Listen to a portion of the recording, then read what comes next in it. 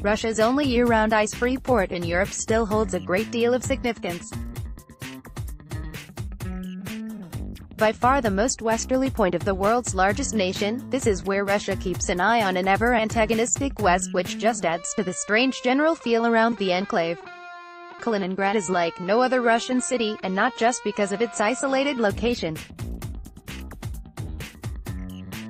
Handed over to Russia by Germany after World War II, a great deal of influence has been taken from neighbouring Poland, Lithuania as well as Germany.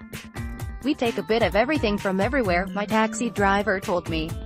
And it works. An invasion England fans is expected, from all angles.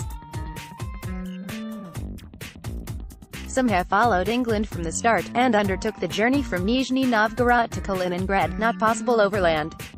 Some have come via Lithuania, many through Gdansk in Poland, less than 100 kilometers away, all taking advantage of visa-free travel with Fan ID. Read more, the 32, Trevor Sinclair on why England can win the World Cup. Read more, Martinez. Impressed by energetic and youthful England. Read more, why finishing second might be better for Gareth Southgate's England diet. The day before the game, England fans were still scarcely seen in Victory Square, the epicenter of Kaliningrad. There was the odd flag, the odd rowdy bunch in an Irish bar, but the numbers remained low. It is amazing what some government scaremongering can do. You wouldn't see Argentinians put off by such nonsense, that's for sure.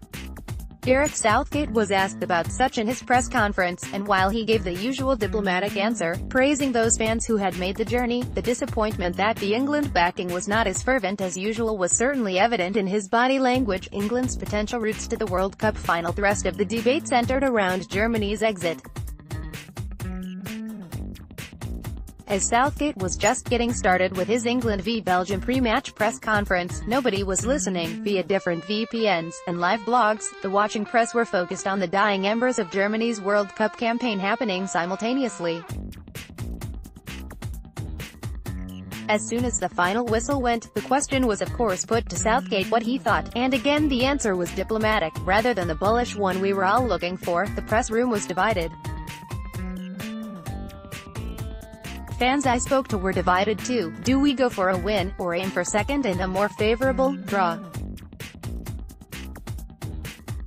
Read more, former England forward Sinclair blames Germany's early exit woe on saying exclusion. Read more, why Germany exit shows World Cup is like the Premier League. Read more, former Germany international savages flop Ozil after World Cup exit. Roberto Martinez seemed a little more honest in his press conference, happy to admit that he will be resting some players, and that top spot is not everything. You do wonder if Gareth really agrees. Back into the center of Kaliningrad, and there were pockets of England fans everywhere. You could hear faint trumpeting from the English band as if floating in off the Baltic Sea, but again, no great numbers were congregating in the squares and thoroughfares. Much is expected to change on match day. The majority of fans, so we are told, are frolicking just over the Polish border, and will get the short train to Kaliningrad for the game, many without tickets. And what will they witness? A drive lots thousands of miles away in Moscow to decide who finishes top of the group? A thumping England victory over a blasé Belgium? Or will both be scoring own goals and getting booked for fun?